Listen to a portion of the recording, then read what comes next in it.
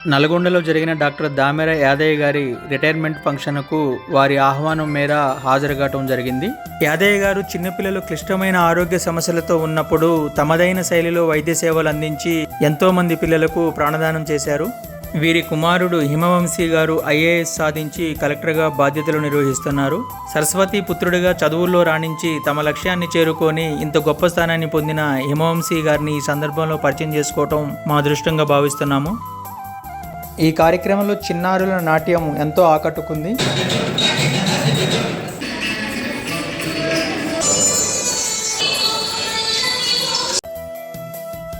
జిల్లా రాష్ట్ర స్థాయి అధికారులందరూ కూడా ఈ కార్యక్రమానికి హాజరయ్యారు.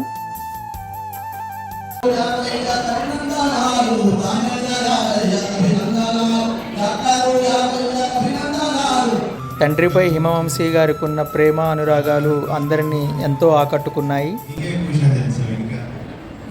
ఏంటంటే మన జీవితంలో ఎక్కువ సమయం మన వర్క్ స్పేస్లోనే స్పెండ్ చేస్తాం. కుటుంబ సభ్యుల కన్నా పనిచేసే వాళ్ళతోనే సాన్నిధ్యం ఎక్కువగా ఉంటుంది. అందులో మీకే ఎక్కువ తెలుసు. ఇంకోటంటే నేను నేర్చుకున్న కొన్ని విషయాలు శ్రీనివాస్ ముఖ్య సార్ చెప్పినట్టు నాకు నిజంగా he's true role model for మీ.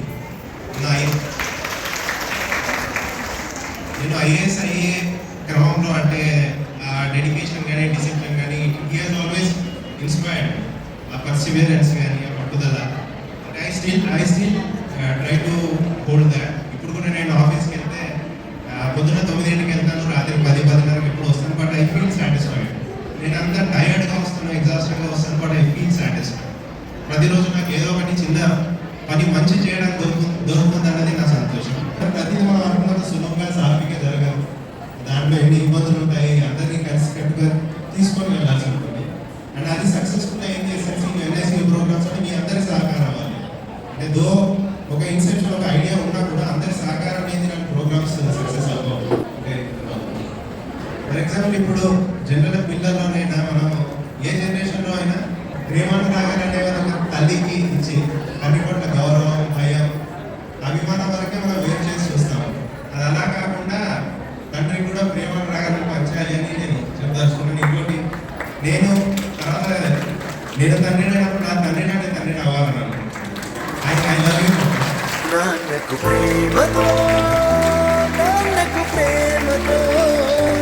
నాన్నకు ప్రేమతో అంకితం నా ప్రతీక్షణం. ఇక్కడికి వచ్చిన అందరికీ కూడా ఈ తండ్రి కొడుకుల ప్రేమానురాగాలు ఆదర్శవంతంగా నిలిచాయి. తెలంగాణ స్టేట్ వైద్య విధాన పరిషత్ కమిషనర్ అజయ్ కుమార్ గారు కూడా వారి యొక్క అనుభవాల్ని ఈ కార్యక్రమంలో షేర్ చేసుకున్నారు. ఈ పాప 800 గ్రాములతో జన్మించి ఆరోగ్య సమస్యలతో చాలా క్లిష్ట పరిస్థితుల్లో ఉన్నప్పుడు డాక్టర్ గారు చాలా శ్రద్ధ తీసుకుని వైద్యం అందించి ఈ పాపకు ప్రాణం పోయటం జరిగింది. జీవితంలో ఎంత ఎదిగినా అంత ఒదిగి ఉండాలనే మాటకు నిదర్శనంగా ఈ కార్యక్రమంలో ముందుగా వారికి జన్మనిచ్చి భవిష్యత్తు అందించిన వారి తల్లి గారికి పాదాభివందనం చేస్తూ సన్మాన కార్యక్రమాన్ని ప్రారంభించుటకు వారి యొక్క వినయ విధేయతలకు నమస్కరిస్తున్నాము. జన్మనిచ్చిన తల్లి అరికాల కిందే నిజమైన స్వర్గం ఉంటుందని మా అమ్మగారు చిన్నప్పుడు చెబుతూ ఉండేవారు. ఇప్పుడు వీళ్ళ తల్లి గారికి వీరిస్తున్న గౌరవ మర్యాదలను చూస్తుంటే అది నిజమే అనిపిస్తుంది. అందుకే భగవంతుడు వీళ్ళకి ఇంత మంచి జీవితాన్ని ఇచ్చాడు. మనకి జన్మనిచ్చిన తల్లితో వీలైనన్ని ఎక్కువ రోజులు జీవించడానికి ఆ దేవుడు ఆశీర్వాదాలు కూడా కావాలి. ఇంతటి గొప్ప అవకాశాన్ని వీరికి కలిగినందుకు చాలా అదృష్టవంతులు. ఈ ఫంక్షన్కి హాజరైనందుకు నాకు చాలా మంచి జరిగింది. అదేంటంటే ఇంకా మిగిలిన జీవితంలో మా అమ్మగారితో నేను ఎంత బాగుండాలనేది నేర్చుకోవటం జరిగింది. ఎంత ఎదిగినా ఒదిగి ఉండే వీళ్ళని చూస్తూ అలా ఉండిపోయాను. మనకి నిత్యం కంటి ముందు కనిపించే ప్రత్యక్ష దైవాలు మన తల్లిదండ్రులు మాత్రమే. ఆ తల్లిదండ్రుల ఆశీర్వాదాలున్న పిల్లలు తప్పకుండా మంచి భవిష్యత్తు అందుకుంటారు అనటానికి ఈ డాక్టర్ గారు కుటుంబమే ఉదాహరణగా చెప్పవచ్చు. ఈ సందర్భంలో డాక్టర్ గారిని అందరూ సన్మానించుకున్నారు. మేము కూడా ఈ గొప్ప అవకాశాన్ని అదృష్టంగా భావిస్తూ డాక్టర్ గారిని సన్మానించుకోవడం జరిగింది. ఆ జ్ఞాపకాలు మీతో షేర్ చేస్తున్నాం. ఇంత గొప్ప వ్యక్తిని వారి కుటుంబ సభ్యుల ఆధ్వర్యంలో సన్మానించుకునే అవకాశం నాకు రావటం అదృష్టంగా భావిస్తున్నాను. ఈ శుభ సందర్భాన సార్కి మా వైపు నుంచి ఒక సన్మాన పత్రాన్ని తయారు చేశాము. ఈ ఫంక్షన్కి హాజరైన పెద్దలు వారి కుటుంబ సభ్యుల ఆధ్వర్యంలో ఈ సన్మాన పత్రాన్ని చదివించి వినిపించినందుకు చాలా గర్వంగా ఫీల్ అవుతున్నాము. కొంతమంది గొప్ప వ్యక్తులకి ఏమిచ్చినా తక్కువే అనిపిస్తుంది. కానీ సారుపై మాకున్న అపారమైన ప్రేమానురాగాలతో చిన్న సన్మాన పత్రాన్ని తయారు చేశాము.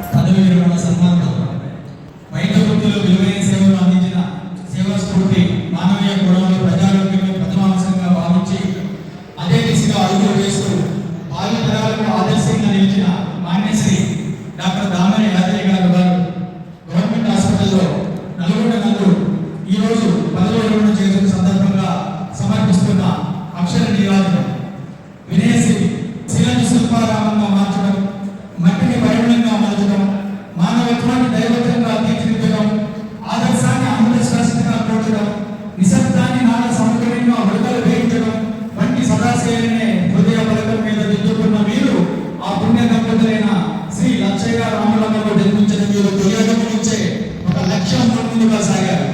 1963 ఆగస్టు 10న జన్మించిన మీరు పాఠశాల విద్యను చట్టంలో ప్రారంభించినారు. నల్గొండ గవర్నమెంట్ హాస్పిటల్లో చీఫ్ కన్సల్టెంట్ పెడియాట్రిషియన్ న్యూనకాలజీ విభాగంలో వైద్య సేవలు అందించారు. సేవామూర్తి, మనిషి జీవితంలో ఉద్యోగ విశిష్టమైంది.